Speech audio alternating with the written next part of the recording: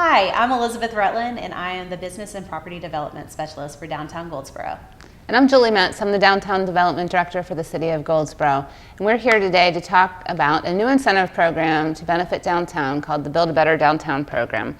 There's 3 categories under this program that will provide funding and assistance to for 3 certain different types of projects that are all crafted to meet the current needs of downtown. Essentially, those are to support appropriate building improvement projects, to protect our historic assets, to increase residential density downtown, to reactivate square footage in downtown that has either been vacant or underutilized for years, and encourage more job growth in downtown. So these categories are intended to help spur activity in those areas. Yeah. We want to let you know that this is a very competitive grant process. It's reimbursable and matching investments. So you do apply before you start on your project, and then we reimburse you once you've met all of our qualifications. There are 3 different categories. There's the Building Rehabilitation Grant, the Exterior Building Improvement Grant, and the Business Development Grant. Each category has its own unique measurements, and our grant committee will look at all of those requirements and grade your application accordingly. The applicants will be reviewed based on individual quality, impact on downtown, their competitiveness, and then the availability of funds. This fiscal year, we have $10,000 for all 3 of the grants that I already stated. So as we stated already, it is a competitive process. All applicants must be willing to give at least 10 hours of their time to give back to downtown, whether it's through volunteering at one of our events like Community Action Day or serving on a committee, something that will go towards the betterment of downtown. Also, just some objectives, I briefly mentioned them, but we want to encourage quality, unique, and appropriate building improvements with this program, encourage residential development, transform underutilized spaces and buildings, support investments that create jobs and job growth, and support quality businesses that are investing in themselves and make downtown a better destination. We're going to talk today about the business development category. This objective for this category is to incentivize quality businesses and development projects that will positively impact downtown business mix or grow a quality business. Next, we're going to talk about eligibility for all 3 grants. First, you must be located in the municipal service district. That is designated as our downtown area, and we can go into more specifics with that if you have questions about that. Next, you must be a for-profit business and offer retail or general sales and use tax revenue. Next, you must have prior expenses.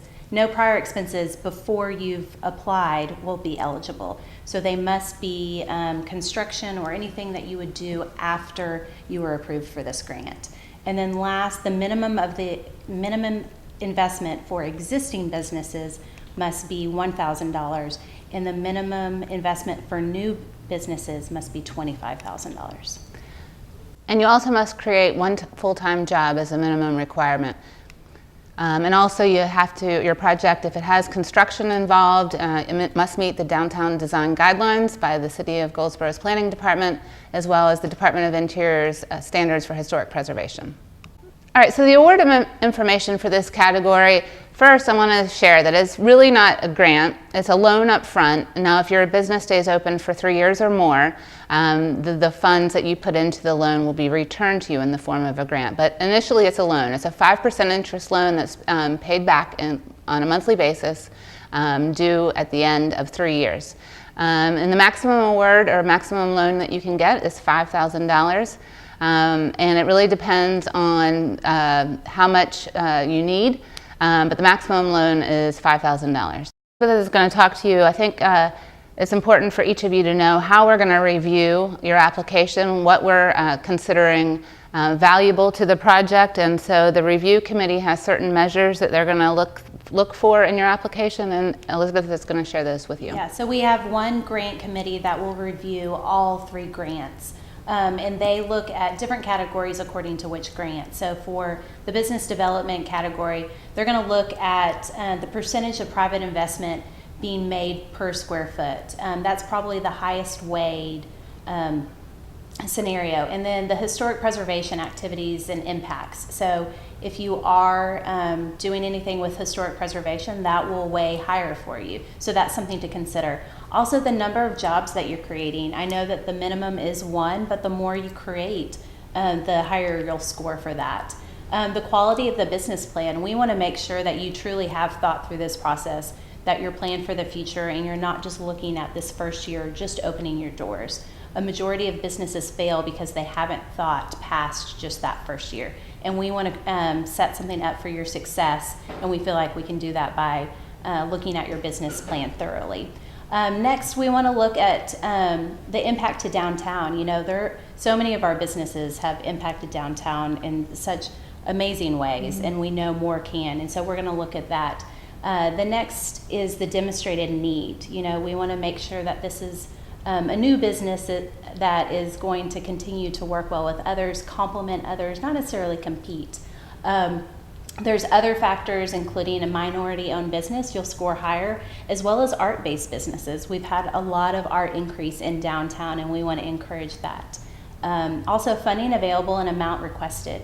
As we said previously, there's one lump sum for all 3 grants or incentives, and so it's based off of how much funding we have available. Other information that may be valuable to us or downtown, we'll look at that. The more information you give to us in writing, the better. So if you feel like you're repeating yourself, continue to do that. But we'd rather have too much information than not enough, because the grant committee will look at it based off of what information you have given them. So then we're going to talk about, I'm not going to go into great detail about the non-eligible activities. There are some, all those are listed in the grant application and the brochure. I just encourage you, this is a disclosure. This tutorial is not a full detailed report on everything that you're eligible and all the criteria and all that. This is just to hit the high notes of the program. But all the non-eligible activities as well as the criteria are crafted in the brochure. But I will mention that in this category, you must be able to begin to draw down the funds within 60 days of the award. So this is not a grant program for those that are thinking, you know, long-term, and they just want to secure funds that will be available for them when they're ready. We want to be able to activate these funds as soon as possible for the benefit of downtown, so you need to be project ready. Also, in the application in the brochure, there's some thorough information about the process, what you can expect prior to your application, as well as post award notice, and so what you can expect as far as timing, who reviews the applications, and all that. So that information is available in the brochure and in the application. Yeah. So there's a few notes that a few more things we want to fill you in on. You know, funding is limited per fiscal year. Our fiscal year is from July 1 through June 30th. So we have these quarterly deadlines for this grant throughout the year. The first one is July 1st. But if, unfortunately, funding runs out towards the beginning, we can't guarantee that there will be funding towards the end of the year. So the sooner that you apply, the better. Also, awards are considered as investments. You know, we want to invest in you. We want to invest in downtown. It is competitive, as we might receive 5 grants all at one time, and they may surpass the amount of funding we actually have available. So they may judge you according to another great candidate. So that's something to consider. Also, incomplete applications will not be considered. This is something to consider before you submit an application, because if you are denied in your first submission, you cannot reapply. So it is much better to have a great grant that you submit later on versus something that's incomplete because you are unable to reapply. And then last, applications are not awarded for any reason other than the lack of funding will not be reconsidered. So like I mentioned before. Yeah, and I would just add that, you know, to the comment about we're considering these investments. When I say we have limited funding, we have $10,000 appropriated for this fiscal year, and that's for all 3 categories. So again, we consider these investments. We're stewards of the taxpayers' dollars, and we want to make sure that the funding that we provide to a project is one that we feel comfortable will do what they say they're going to do and will benefit downtown. So a few more things. Applications are received quarterly. I mentioned the first grant submission is July 1. The next one is October, then January, and then April 1st. They're due on those days at 12 p.m. If for any reason those days fall on a holiday or a weekend, it's on the following day at 12 o'clock. We will not accept late applications. The staff is here to help. I'll probably be the point person that you would contact if you have any questions. I highly recommend that you come to me several days before it is due. If you come to me on the day that it's due, I can't guarantee that I'll be in the office or I'll be available. But as you're working on this application, please email me, call me, set up a time to stop by the office. That's what we're here for. We want you to be successful. Yes, and I would just also note that, we're a staff of 3.5 with a very active schedule. So if you want staff assistance, I would highly recommend that you call ahead, schedule some time that's available for both of you, you and one of us, so we can really give you the attention that the project deserves and really help you out. Yeah. Also, we want to go over some questions that we think that we can anticipate when you're reviewing these applications, and so we can go over some what we assume will be frequently asked questions. Yeah. So one of our questions that we probably get asked the most is, do so many part-time jobs equal a full-time job? Unfortunately, they don't. We go by the standards that are produced by the Department of Commerce. A full-time job is considered anything that's 35 hours or over. That doesn't mean that your part-time jobs won't be considered. So make sure that you do put in the total amount of part-time jobs and full-time jobs that would be added with the improvements that you're applying for, because even if you only have one full-time job and you have 20 part-times are much more competitive than, say, another application with fewer. Right, but if the category you're applying for requires at least one full-time job, you have to have that, and no amount of part-time jobs can equal up to that to make that minimum criteria. Absolutely. Another question is, can people apply for more than one category at a time? Yes. Elizabeth? This is another question we get asked. Unfortunately, as we mentioned before, we only have $10,000 to give out. And so because of that, we ask that you pick the grant that you're most competitive at, and just give us your best application. And then another question is, can the building owner apply for the building rehabilitation category and a business owner apply for the business development category? And the answer is yes, but each application must stand on its own and meet its own individual criteria, and you can't mesh both to be able to accredit for each application. So as long as each is meeting their minimum criteria, the answer is yes to that question. All right, another one? Another question is, can an applicant phase a project and apply for phase 1 and later apply for phase 2? And the answer here is no. Once a person is awarded a loan or a grant under this program, they are no longer eligible for another one within the same project. Something else to consider is we give you so many days in which to complete your grant. And so because of this, we can't do it in phases, because we want to actually make sure that you are using the funds that are given within the fiscal year and using them immediately so they make an impact on downtown sooner rather than later.